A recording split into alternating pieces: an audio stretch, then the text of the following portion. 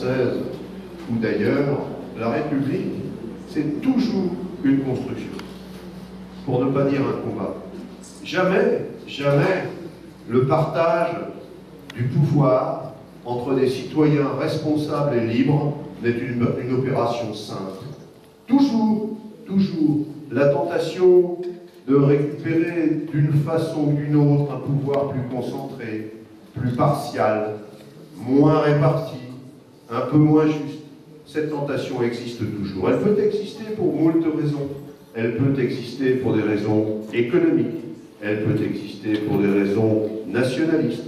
Elle peut exister pour des raisons idéologiques. Peu importe. Nous savons ô combien, ces jours-ci, que les tentatives de séduire, de récupérer, d'attirer les citoyens qui manqueraient un petit peu de réflexion dans les filets de ceux qui finalement n'aiment pas la République. Ces tentatives sont toujours présentes. Et il n'y a pas 36 façons de faire face. On peut échapper au filet. Bon, c'est déjà pas mal. Mais on peut aussi éviter que ceux qui s'y trouvent pris y restent. C'est encore mieux. Et puis ensuite, devant l'insuccès de la tentative de pêcher les citoyens, on peut faire en sorte que ceux qui ont essayé s'en dissuadent pour le coup d'après. C'est évidemment la meilleure sécurité. Mais encore une fois, mesdames et messieurs, l'histoire que vous portez, l'histoire que vous nous montrez, est une leçon de ce point de vue. Il n'y a jamais de succès définitif pour la République, mais il n'y a jamais non plus de défaite définitive pour les républicains.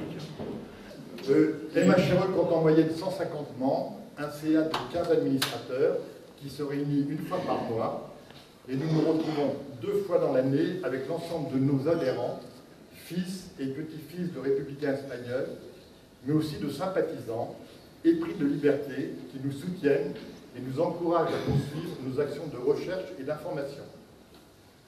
Une de nos motivations, maintenir vivant la mémoire de celles et de ceux qui se sont levés pour défendre les valeurs de la Deuxième République espagnole, proclamée le 14 avril 1931.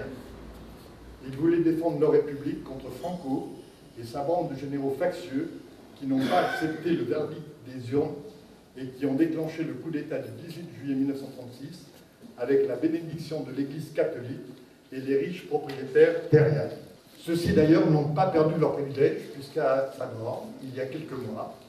La duquesa de Alba, dont le père était ambassadeur de Franco en Angleterre pendant la guerre, possédait un peu plus de 40 titres de noblesse, 34 000 hectares, une vingtaine de palais et châteaux et la première collection d'art privé d'Espagne. J'ai lu récemment aussi à propos des élections qui ont eu lieu en Andalousie que 50% des terres appartiennent toujours à 2% de la population. Je tiens aussi à mentionner qu'une messe est encore célébrée tous les 18 juillet à Madrid pour l'anniversaire du coup d'État. Sans entrer dans l'histoire compliquée de cette guerre que vous découvrirez à travers nos expositions, sachez que Franco, aidé par les troupes nazies d'Hitler et les fascistes de Mussolini, a bénéficié d'une force militaire en hommes et en armes très supérieure à l'armée républicaine, formée en grande partie de civils, peu préparée aux choses de la guerre et mal équipée. Cependant, et avec l'aide des brigades internationales, elle résistera presque 3 ans avant d'être défaite le 1er avril 1939.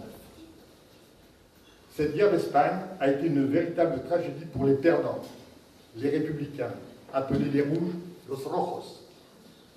Dès la chute de Barcelone, le 26 janvier 1939, c'est la retirada.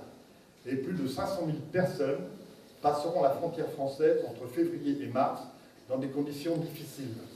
Froid, neige, épuisement, maladie, blessures, pour échapper aux troupes de Franco.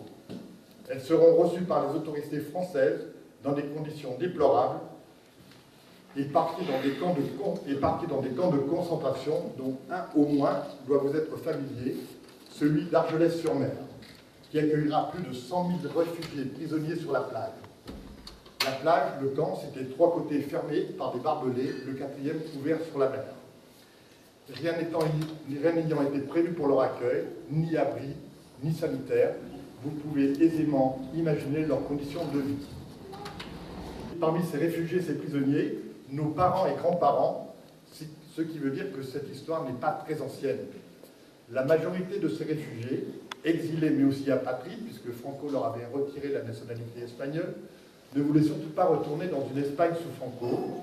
Et comme la dictature a duré 36 ans, eh bien, ils ont attendu longtemps. Ceux qui sont restés se sont finalement intégrés, mariés, ont eu des enfants. Cela permet de comprendre pourquoi, partout dans notre pays, et je dis bien dans notre pays, parce qu'on est devenu aussi français, mais surtout dans le sud, on trouve tant de noms espagnols. Pendant ce temps, en Espagne, la dictature de Franco poursuit son obsession, la traque des républicains et de leurs familles, los vencidos, les perdants, ceux qui n'ont pas pu ou n'ont pas voulu partir. Arrestations arbitraires, jugements expéditifs, assassinats, agressions, viols, spoliation des biens, amendes, camps de concentration avec travaux forcés à la clé jusqu'en 1962. Je dis bien camps de concentration. Et les condamnations à mort pour délits politiques se poursuivront jusqu'à la mort de Franco en 1975. Une condamnation à mort en Espagne, c'était affreux. C'est le garrot. Le dernier qui sera garrotté en Espagne, c'est Salvador Puig Antich, anarchiste catalan, exécuté le 2 mars 1974 à l'âge de 26 ans. Il a fait les frais de ce saut fantastique qu'avait fait Carrero Blanco quand ils lui ont fait péter sa voiture là, et il a atterri dans le couvent juste à côté. Voilà, et donc lui, il était là au mauvais moment et il a été garrotté, donc ça fait à peine, ça fait 40 ans. C'est quand même pas non plus très vieux. Quelques mots sur le scandale connu du grand public ces dernières années, les bébés volés, dont le trafic débute sous la dictature et se poursuivra jusqu'aux années 1980. Annoncé aux environs de 3 000, le chiffre de 300 000 est avancé.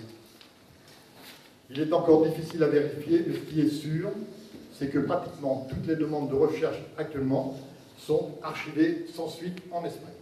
Nous souhaitons aussi vous faire part d'une situation qui pour nous est honteuse, l'existence à ce jour de 2246 fausses communes, impliquant plus de 100 000 victimes républicaines, aussi appelées en langage diplomatique les disparitions forcées, qui placent l'Espagne au 2e rang mondial derrière le Cambodge. Ce n'est pas une référence. Une véritable chape de plomb couvre cet événement pour ne pas rouvrir les plaies, paraît-il. Et pourtant, la loi sur la mémoire historique de José Luis Zapatero de 2007 prévoyait la prise en charge de l'ouverture des fosses et l'identification des victimes. À peine 10% de ce travail a été réalisé, et avec l'arrivée du PP, du Partido Popular, au pouvoir, plus d'argent. Nous trouvons cela scandaleux, car 76 ans après la fin de la guerre, des femmes et des hommes n'ont pas pu faire leur deuil et meurent de vieillesse, donc les parents, sans avoir pu localiser ou offrir une sépulture décente à un père, un mari, un fils, parce qu'ils ne pensaient pas comme il faut. Par ailleurs, et j'en termine, sachez que l'Espagne reste, suite à la loi d'amnistie de 1977, le pays où officiellement il n'y a plus de bourreaux, mais seulement des victimes, qui ont été amnistiées. Et elle refuse de prendre en charge les recommandations de l'ONU demandant justice pour les victimes de la guerre et du franquisme et leurs familles.